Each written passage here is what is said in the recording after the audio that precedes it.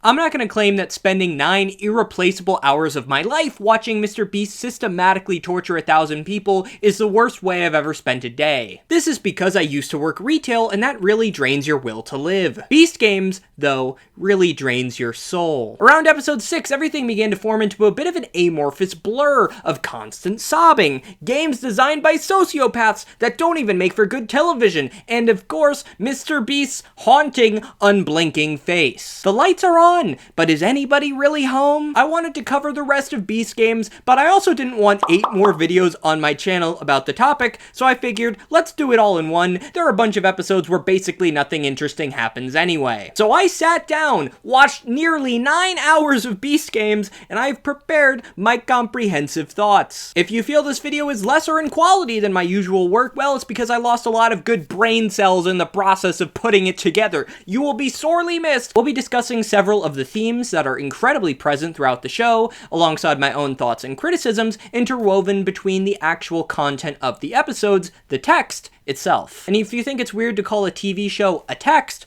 well, so do I, but that's just one of the things they tell you on day 1 of any media studies course, and you kind of just have to get over it. My name is Patrick, but my friends call me Pat. If you enjoy my videos and enjoy my content, please like and comment on this video. It took a long time to do, and I super duper appreciate it. I'm also on social media, usernames down there, links below in the description if that's your thing.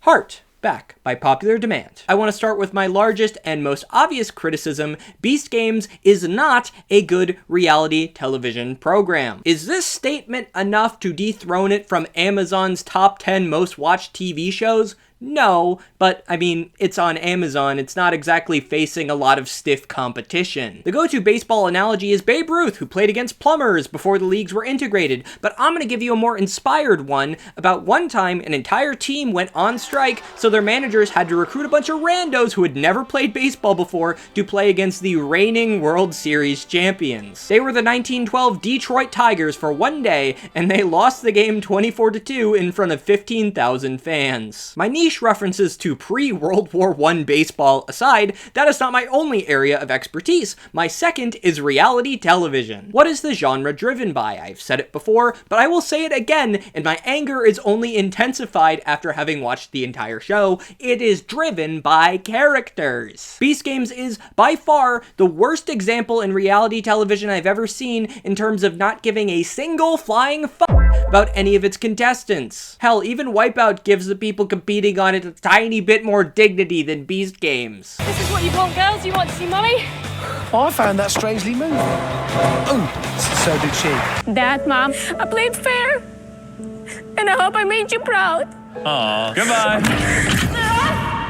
And no, I'm not just talking about the fact that Beast Games is literally being sued by some of the people who participated in it over some pretty egregious things, which I covered at length in my first video about the topic. I am instead talking about the fact that I watched nearly 9 hours of this show, and I can barely tell you anything about any of the contestants. It really took around until, generously, episode 6 or 7 to know more than, say, 4 people on the entire cast. One guy who makes it to the top 3 is more or less completely invisible until episode 9. Mind you, there are only 10 episodes. My ultimate proof of this is that the first episode does not have a single chyron with anybody's name on it. The closest you get is an on-screen graphic in the GTA 5 font. Fundamentally, you need to know people's names to know who they are. This is not always the case. There are people who I will routinely meet at my friends' house parties who I will have a nice drunken chat with, and then I will forget their name. But inebriated party fouls are not a good foundation for a proper reality television show. The reason for the relative anonymity of the contestants is pretty obvious. This show has a cast of 1,000 people. The results of this are similarly obvious. This show could not handle a cast of 1,000 people. Not with this writing staff, not with this editing staff, and not with this runtime. I can't believe I'm about to advocate for more Beast Games in the world, but if they had edited this show to a 90-minute format, it's possible that the audience might have actually gotten to know some of the contestants before they were callously hurled down into the abyss. But I would argue, in fact, that the show has absolutely no interest in doing this. Because for the most part, you really aren't meant to watch the characters, you're meant to watch Mr. Beast and his charismaless goons. They take up a disproportionate amount of the screen time, so for the most part, you watch Beast games like you would a battle in a video game. Nameless hordes smashing into each other for your amusement, the outcome almost irrelevant and immaterial beyond a primal level. I disagree with this for so many reasons, because reality television as a genre fundamentally exists and is driven by its people who we, the audience, will meet, who we will like them, we will hate them, we will root for them, they will inspire us, they will make us detest them, love them, and instead of showing us all of that, Beast Games is far more content to show us a bunch of Mr. Beast instead of focusing on these characters who are all going through journeys throughout 10 episodes. Sure, there are maybe like 5 contestants who I would classify as solidly memorable and interesting, but keep in mind that is out of 1,000, and a 0.5% is a failing grade by any stretch of the imagination. I've already talked at length about episode 1 and episode 2, so links down below if you have not watched those videos, but we can go right into episode 3. I promise you that rewatching them was just as miserable as watching them the first time. In fact, it might have even been worse. And as many of you pointed out in the comments, episode 3 is perhaps the most cruel entry in the entire series, entitled The Solitary Experiment. With a name like that, I think it's a great time to bring up one of the main themes of Beast Games: suffering! And I'm sure if you asked Mr. Beast himself, he would deny this. After all, people were given $2,000 to participate in Beast Games, regardless of whether or not you won or lost. Granted, to accept this money, which a couple people reported was delayed, you had to waive away any ability to sue the production company, which is a very cool and legitimate thing to do when said production company is accused of having injured multiple people and having mishandled both their medication and their underwear, but, you know, still. Suffering is the most dominant connective thread throughout the series, and that's not by accident. It's not an incidental byproduct where there's just an occasional confessional where someone will wax poetic about missing their family. No. Their suffering is openly celebrated and highlighted by the editors for the purpose of perceived viewer enjoyment. This is what they think people want to watch. And if you don't believe me, here's a montage from the entirety of Beast Games of people sobbing, breaking down, or otherwise looking completely despondent. It's been 1 minute and we're already crying. Wow. It's really not a good feeling.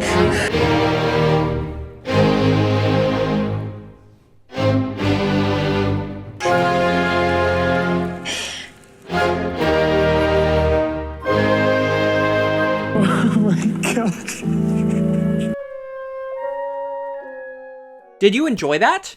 If you did, I feel bad for you, and you should really look up a thing called empathy. Just try it. Additionally, there's probably 10 to 15 times throughout the entire show where somebody will talk about their financial and or personal tragedies / hardships, their reasons for being on the show and desperately needing the prize money before they are swiftly and unceremoniously removed from it. I got $1,000 to my name back at home. I just lost my sister to brain cancer last year. My family's going through some tough times. If you can get me through this next challenge, dude, I'll work with you to get you to the top. In case you were wondering, shortly after his plea, Eric's avatar was run over by a roaring locomotive and he was eliminated from the show. I may touch on this again throughout the video just because suffering is so baked into the identity of Beast Games, but I hope my montage has proven to you just what the show values. It's not its contestants, it's the suffering of its contestants. And that maxim is especially true in episode 3. And it really lives up to its name, putting contestants into groups of 3 and locking them into small, sterile rooms for 5 hours until one of them agrees to handcuff themselves to a wall and self-eliminate. And to make matters even more psychologically damaging, just before this, they were explicitly told to pair with 2 of their best friends to participate in a potato sack race to win a prize. By the way, not enough content to make it into a whole theme of the show, but the primary integrated sponsorship of Beast Games is T-Mobile, which I find just very funny. Telecommunications companies will really advertise anywhere, because it's a little bit like if T-Mobile sponsored the Milgram experiment, which was a psychological experiment where participants were told they were electrocuting somebody, and the experiment was basically to see if they'd keep electrocuting somebody because a doctor told them to. Except in this case, every 5th zap would be sponsored by T-Mobile. 225 volts. Frankly, it's just baffling to me that a company, yes, even a telecommunications company which just advertised the same way a person vomits, would want to attach their brand identity to a show where hundreds of people are wailing in distress while in solitary confinement. Most of the groups are fairly close friends with each other, but the most significant part of this episode revolves around a group of people who aren't. Two brothers and Maddie, who is a new mom and doesn't really have any connection with them at all. This causes the two brothers, Hazem and Karim, subsequently referred to by the show as the Habibis, to fake an argument with each other and ultimately gaslight Maddie into participating in an unfair game of chance, ultimately choosing to eliminate herself. To put it in a few words, it is brutal to watch, because she is just breaking down sobbing in multiple times while Hazem looks at the camera and gloats. I feel a little bad, obviously. So I don't want to get bullied into it. It's one of the moments in the show that really reveals something putrid about human nature, but it's also not exactly surprising. The fact that people will act unethically in confinement is basically the point of every show about a prison ever. And I'd give Beast Game some credit for featuring some genuinely captivating villains if it didn't immediately segue into this. That might have been the most heartbreaking thing I've ever seen. But at least the contestants in the T-Mobile VIP house were doing much better. Actually, wait. I see T-Mobile's advertising vision now. Buy our phone plan to avoid being psychologically tormented by unethical players in a reality TV show hosted by a Scandinavian bridge troll wearing a suit jacket over his hoodie. In episode 4, we're down to a paltry 148 contestants, which is roughly 8 times the amount of contestants on an average season of Survivor, and the show wants to go down to 60, which is over 3 times the amount of contestants on an average season of Survivor. Just for reference, you can't have a good reality show with this many people. There's a reason why the Squid Game creators wanted to get rid of as many people as possible as soon as possible with the whole red light, green light thing. You gotta call a lot of them really quick. There's too many of them and they have too many depressing stories and too much debt. Don't even think about it, brokey. Only people with money get to look at stuff.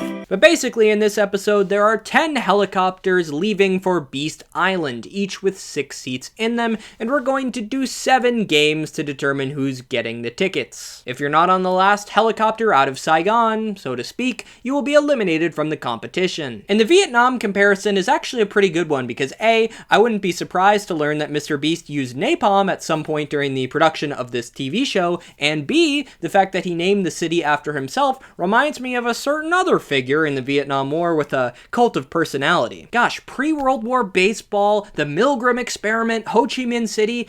I need some more mainstream cultural references in this video, don't I? So, what's the deal with Jesus? I mean, talk about the ultimate Nepo baby, am I right? Okay, that's fair. That is so fair. But I actually do want to talk about Jesus because I want to bring up one of the other themes in Beast Games: religion. More specifically, I want to talk about Jesus' dad, who I believe is God, because he's a pretty busy guy throughout the duration of the season. He is invoked a lot and often by many different members of the cast, including by Austin, a podcaster who is asking for his guidance before he volunteers for a task that if he fails, his entire team would be eliminated. Who has the strength, who has the wisdom, who has the courage, God, but we lift up this decision between you because we just don't know, God. He, I guess, listened to God and volunteers, and then, naturally this happens.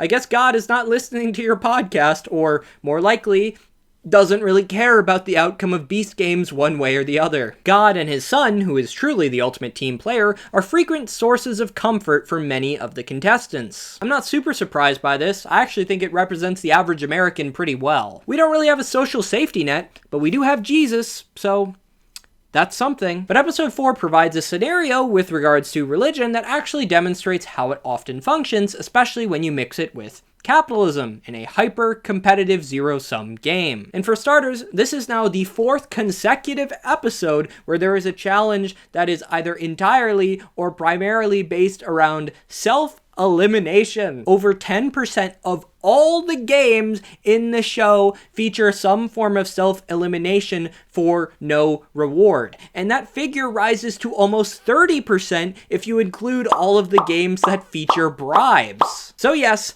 30% of the games in Beast games are barely even games. But don't worry, we are absolutely going to be talking about that a little later. It's a little bit like trying to see how much flour you can replace with sawdust in a baked good before anybody notices. And personally, if 30% of my flour was sawdust, I would really hope that millions of people would not be captivated by my bread and bring it with them to the circus. But unfortunately, I would be wrong. But one of the challenges that falls right along the lines of self-elimination, don't worry, there's another one like right after this that's like pure self-elimination, but in this challenge, all 110 people have a coin. What's the most you ever lost on a coin toss? The only way Mr. Beast will give a ticket to this helicopter is if one person collects 100 coins out of the 110 in possible circulation. And if you'll remember, in episode 2, there was a decision to take a $1 million bribe in exchange for eliminating 60 people. Everybody denied that, but now the only person who has not taken that bribe and is still in the game at this point trying to get a ticket is Jeremy,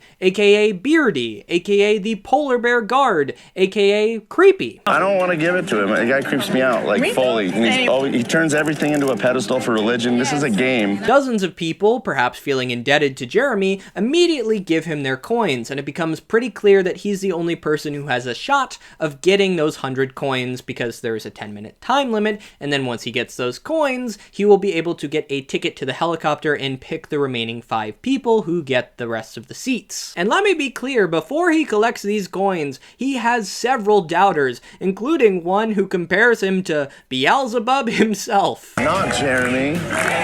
Jeremy sucks. He's got 60 people under his thumb ready to sacrifice themselves for him. He creeps me out. That's what Sadie does. But the overall vibe as he's collecting these coins is very religious, both in terms of rhetoric, what is being said, and also in imagery, as people are flooding to him like he is literally, I mean, I don't know if Jesus ever had this much clout, but if he did, Jesus. I'd be very remiss, though, if I didn't point out the fact that his glasses, which are a new adoption from episode 2, immediately remind me of famous mass murderer and cult leader Jim Jones. Oh wait, did somebody say Jim Jones, the leader of Jonestown and the perpetrator responsible for killing 918 people with poisonous Kool-Aid, hence giving rise to the idiom drinking the Kool-Aid to represent compliance? I'll have you know, do not slander the good name of Mr. Kool-Aid Man, because he did not use Kool-Aid. He used an off-brand substitute, Flavor Aid, and he used grape Flavor Aid to do those murders. And, you know, poison. Obviously. Mr. Man's conscience is clear. It should be, again, drinking the Flavor Aid. I'm gonna keep bringing that up every 6 months until I change the culture. Anyways, most people kind of buy into Jeremy's very pious shtick, and he collects 100 coins. But his rationale for making his subsequent selections, well, let's just say, it doesn't go over super hot. I'm gonna pray. That's not a real answer, really. It is a very real answer. Jeremy more or less gives an entire sermon and goes down to the floor and prays, and the show includes a lot of it, but one of the main points of contention is that Jeremy will not be selecting women because the 2 helicopters that have already left were all guys, not a single woman. No, he wouldn't discriminate. He would kill women. He would kill women.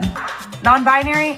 I'd have to ask. So the polar bear prophet lives up to his word by, on literally the last seat in the helicopter, selecting one singular woman. I'm a woman! No! He selected Daphne, who basically no one liked because in the challenge just before this, she had openly sabotaged everyone else. His choices do not go over well. I don't know you as well as I should, but your character speaks volumes. That was the one she was sabotaging other people. 18, 19, 26. And if you were really listening to God on that one, Jeremy, next time ask for some better advice. And I find this moment interesting because it kind of represents how organized religion often functions more as a tool rather than as an expression of genuine faith. People buy into it, and people even buy into his sermon, but once it becomes clear they are not going to be one of the 5 people chosen, people quickly turn very hostile. Others will be quick to label the whole process as unfair, which is a valid question. How much of his decision-making process can be attributed to God versus just, God told me to pick all my friends. It's a fascinating little segment that delves into and supports some of the contradictions that exist in modern day religion in America. It's then followed by a game that is bad for television and features a lot of lying to people, so classic Beast games, am I right? Episode 5 is rather irrelevant, so we can quickly breeze past it. All 60 people who make it to Beast Island have an option to opt into a competition to win Beast Island. The caveat being, if you lose, you are eliminated, but if you manage to win, not only do you get the island, a private island, but you get to keep competing in the main competition. What utility a private island has to a show where the median contestant is trying to escape homelessness?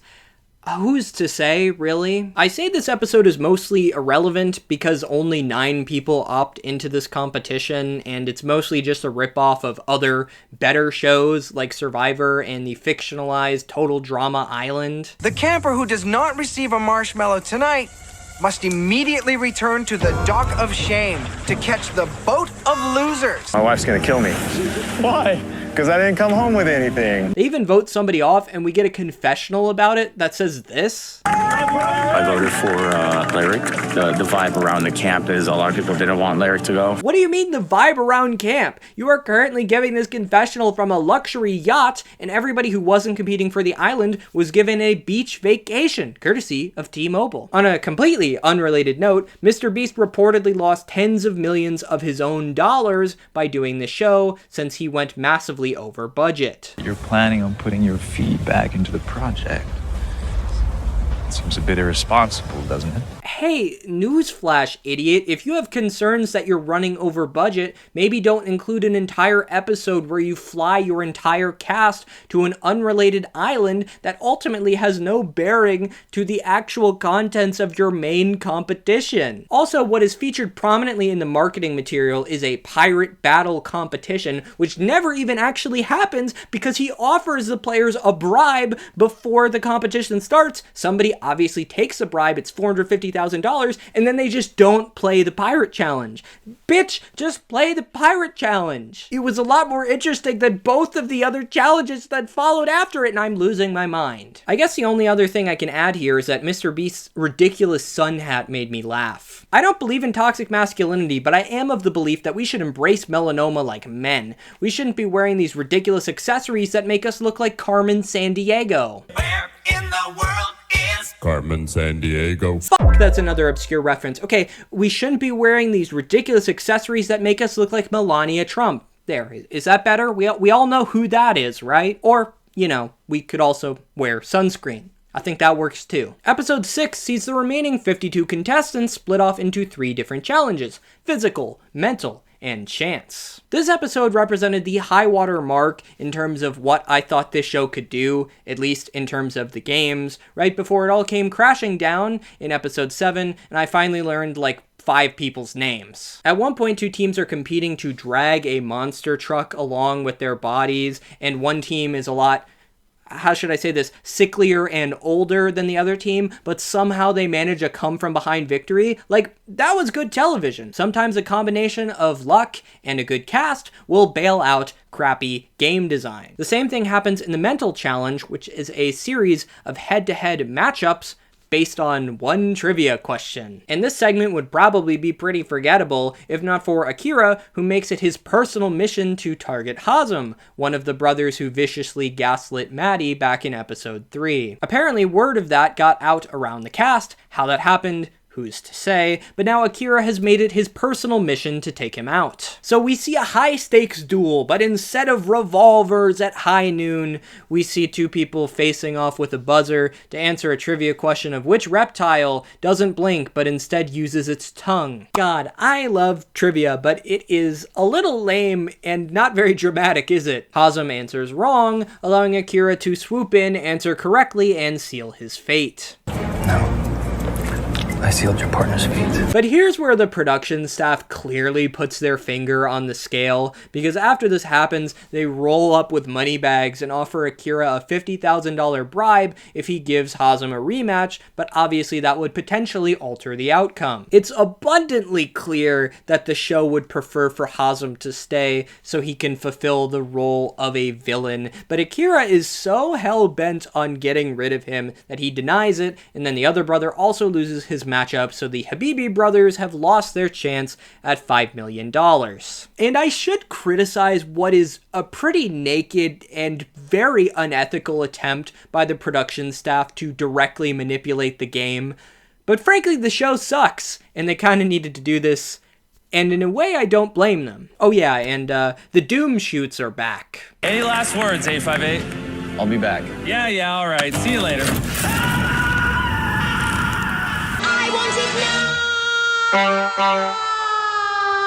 We lose Jeremy to an aforementioned Doom shoot, and the episode ends with a free hang competition. You know, those things that you'll see at carnivals, a carnival game, to decide the fate of dozens of people in a reality competition show for $5 million.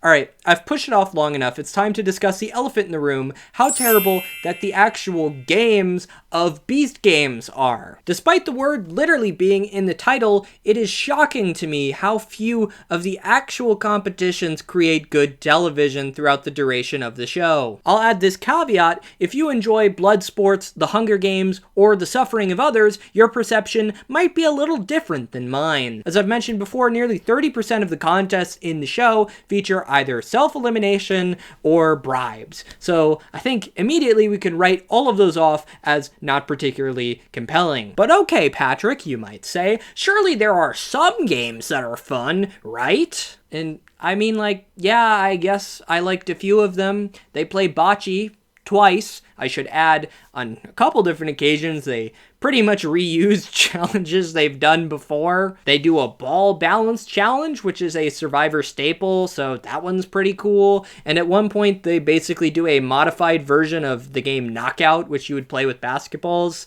I like that one.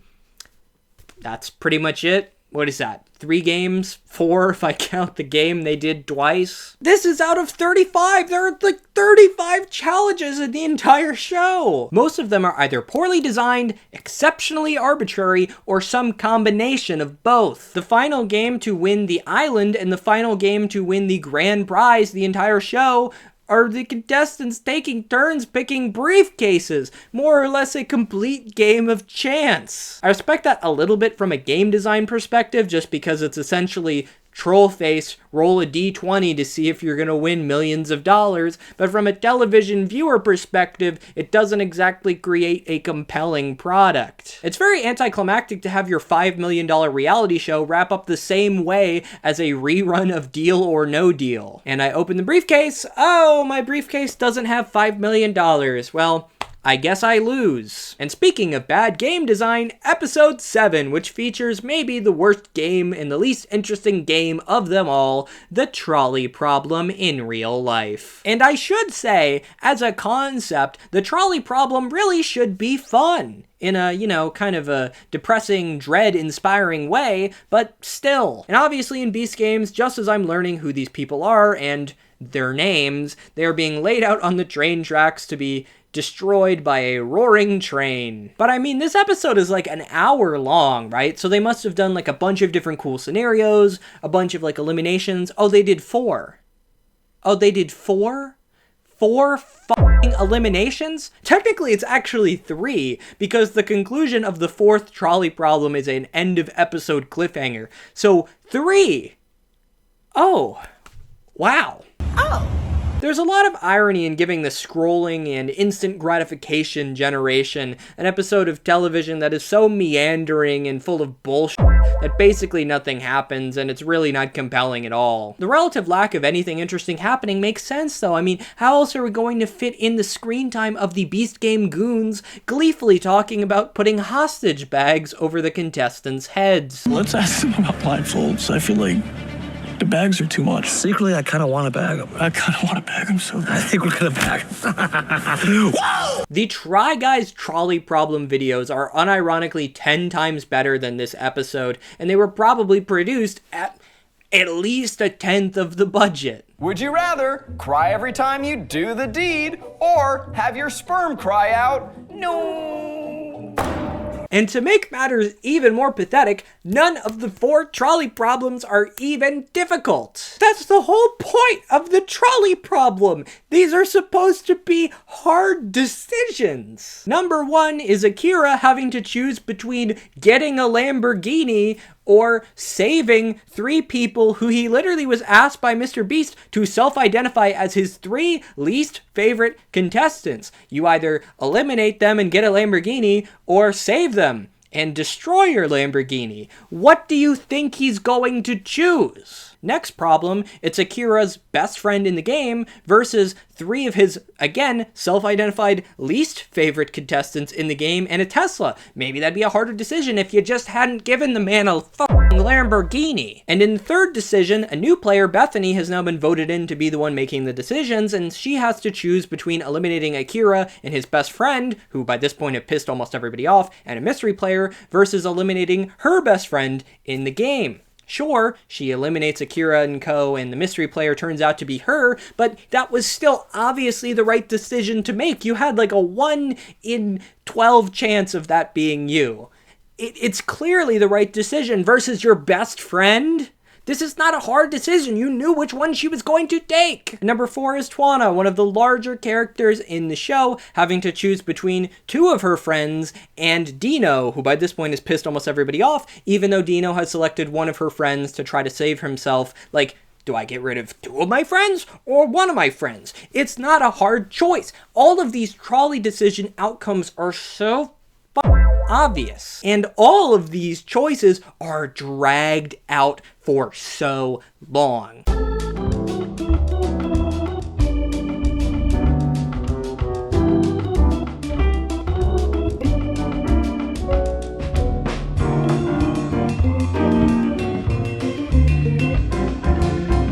This is not good television.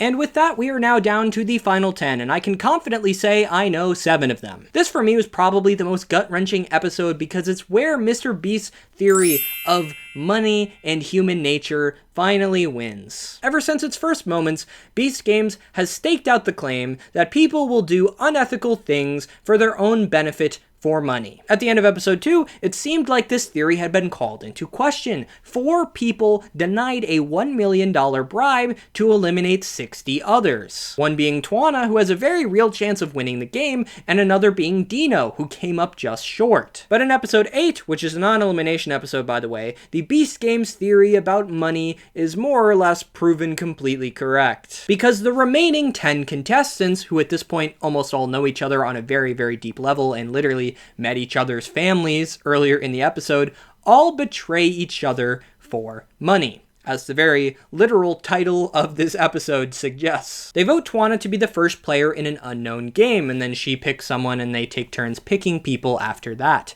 The game turns out to be a cookie jar, but instead of cookies, it is $1 million in the jar, and people take turns taking as much or as little from the jar as possible. Obviously, the fair thing to do would be for everybody to take 100 grand, ensuring that every single person in that final 10, who again, all know each other and are, you could call them friends at this point, would have a life-changing amount of money for themselves and their families. I'm sure you're realizing by now that that did not happen.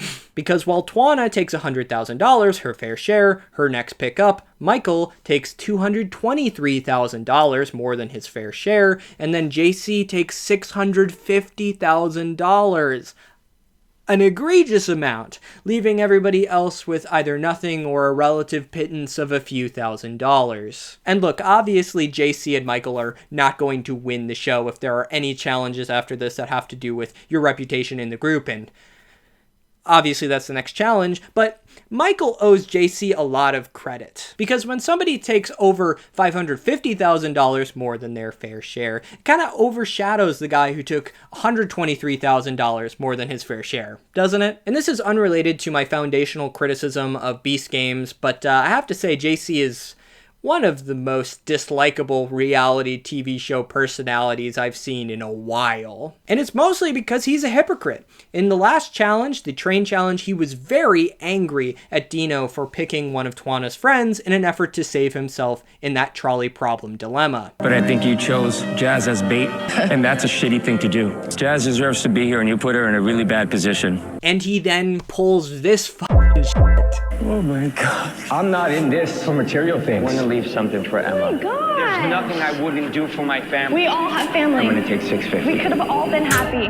He also talks about being $550,000 in debt. Obviously took a lot more than that, but most of that debt seems to be in a mortgage, which, like, okay, you probably don't have a job if you're on Beast Games, but like, a mortgage debt, I mean, come on, that like barely counts. Like, that's an asset that you can sell, right? Like, that's also a place that you live. Like, tell me if you're like $550,000 in credit card debt, like that's good old-fashioned American debt right there. He then sobs at length in his room with all of his money before having a very belligerent confrontation with everybody else, which, like, either be sad about it or own it. You can't do both. I may seem like the enemy because of the decision I made, and I'm not the enemy. He is a mastermind at games, and you have met your match. I am 3 steps ahead of you. So I am at peace with my decision.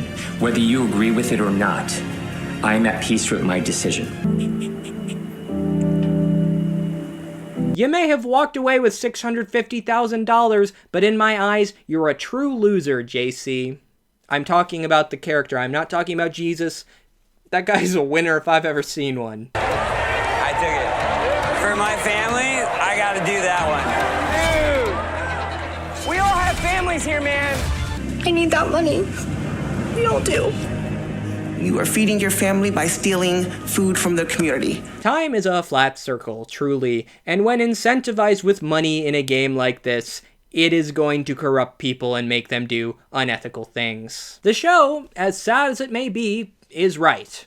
But also, like, no shit. Do I really need a 9-hour reality TV experience to show me that people are going to be unethical if it's to their self-interest? I can just go on Twitter for 7 minutes and find so many examples of that. Episode 9 is somehow even more boring than the train episode. The train episode was fun because at least there was A, a train, and B, I actually got to know people. Because most of what episode 9 is strategy around voting. Because only 6 of the 10 people can move on to the finale, and they have to be voted in by their peers. But the twist, you can use the money you took from the cookie jar to bribe people. And in a world where I knew more about these people and actually cared about them, maybe this would be more interesting.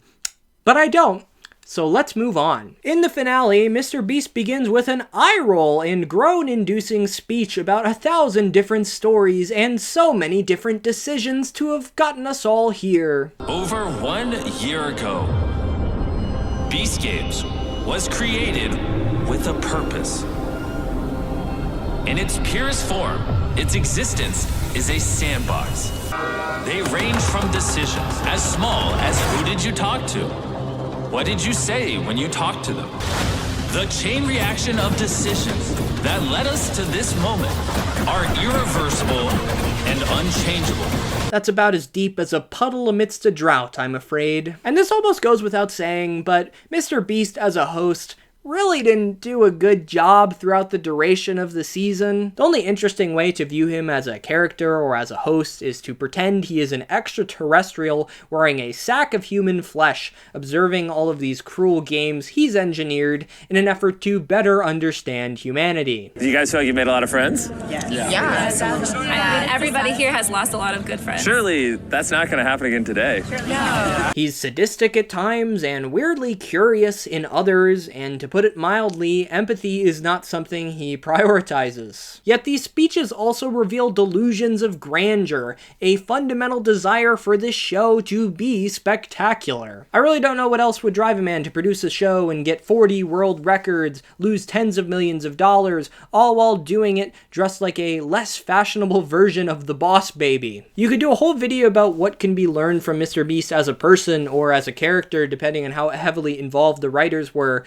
but But I really just want to move on with this video and move on with my life. We begin the final 6 with a basketball-esque shootout. Again, one of the only moments in the show where I felt they did something that was genuinely interesting. Yezi, the person on the end, was at one point fighting against basically all 5 other people, and she somehow manages to walk away unscathed. Again, a moment that would have hit really hard if I had known who she was prior to episode 9. She is then immediately eliminated in the next challenge, where you have to have memorized a path across a grid, and she gets it wrong on literally the first step, which is funny, if nothing else. The remaining 3 contestants are then told that there is going to be one more challenge before the final 2. The top 50 contestants have all voted for one of them to not make it, but you can take a $1 million bribe if you don't want a chance that it might be you. And I know for all of my gamblers out there, this is a negative expected value play, but you gotta take the bribe here. Like, it's not even a question. It's $1 million. You can take it, pretend you won Survivor, and pretend you still have some dignity left after appearing on all 10 episodes of Beast Games. Gage, who reminds me a lot of former New York Giants quarterback Daniel Jones, takes the bribe, wisely, might I add. Perhaps the greatest tragedy of Beast Games is that Daniel Jones will make 13 times that amount next year for being bad at football. There is then a quick montage of Gage, which is badly needed because, again, I have almost no idea who this person is. Between montages, YouTube-style graphics, and so much other bullshit, the editing is terrible. Yes, we all know that. I've talked about that before, but we are so close. The light at the end of the tunnel is burning my corneas, or maybe that's just the studio lights surrounding me every time I record a video. Twana shuffles around 10 briefcases, one of them having the check for $10 million in them. Gage doubled the prize pool with the coin flip earlier. Don't ask. It's not important. It's tails! I just lost $5 million. And in one fell swoop, Jeff picks the right briefcase and wins the game. Yay! And by the way, the reason Jeff was playing was to take the prize money and put it towards a cure for his son who has a very rare brain disease, which is just like, wow, I didn't realize the only way to cure diseases was to participate in a non-lethal version of the Hunger Games, but, you know, great for him. I'm honestly surprised that after all of what we've been through, the show ended up with what is arguably probably one of its most deserving winners out of the entire cast of 1,000 people. This man's trying to cure a brain disease that children have. I mean, how can you argue against that? And there we have it. Beast Games in the books. I am not going to bother calling it a failure in the title. Lord knows how many hate comments I got after putting it in the title of my review of the Matt Walsh documentary. You stupid lip, that movie made $12 million, as if a box office gross is the only quantifier of success. Come on. Viewership-wise, Beast Games did very well for itself, which shouldn't really be too much of a surprise, given it was made by the person who, on this platform, routinely gets more viewers than literally any TV show that is on TV right now. It's a fascinating bit of reality television history, not only for the milestones it set in terms of its scale, but frankly, I think it's a fairly accurate depiction of what life is like in 2025. We're a culture that is, by and large, entertained by flashing lights, quick cuts, masses fighting for salvation at the expense of humanity. I mean, if you're still watching the video, I'm assuming I'm using the proverbial we. I know that you and we hate all of that shit. The type of viewer that can find value from Beast Games is one who buys into a culture of scrolling, of watching something, being entertained by it, not at all thinking about the ramifications, and then swiping it away into the abyss to never think about it again. I think that's a very pessimistic and depressing way to consume media, but I think it's one that Beast Games plays very well towards. The 1,990 people who vied for the grand prize will not be remembered by the audience of Beast Games. The 10 who distinguish themselves will maybe have some staying power, especially if they change their profile picture to them in their, Beast Games jersey, but they too will eventually fade with time. All of their suffering, their struggles, their joy, their dreams will eventually be lost to time, like tears in the rain. Wait, that's from Blade Runner, isn't it? Let me end on something that's less depressing. One more note, Mr. Beast has talked about how he wants an Emmy for this show, so here's a piece of advice. If you want to win an Emmy, how about you don't put your cameramen in every fucking shot like you're filming a YouTube video. Generally, the standards for actual television are a little bit higher. Learn how to make a real TV program, and learn how to give the people on said TV program clean underwear. My name is Patrick, but my friends call me Pat. I hope you enjoyed the video. Please leave a like and comment. I am begging you, please do it. This video took so much out of me. And comment down below what you think. Do you like Beast games? Do you like Mr. Beast? Am I being too harsh on him? Am I not being harsh enough on him? What does this say about our culture? Leave me some comments. I don't think it says good things. But as always, my name is Patrick, but my friends call me Pat, and I'll see you for the next one.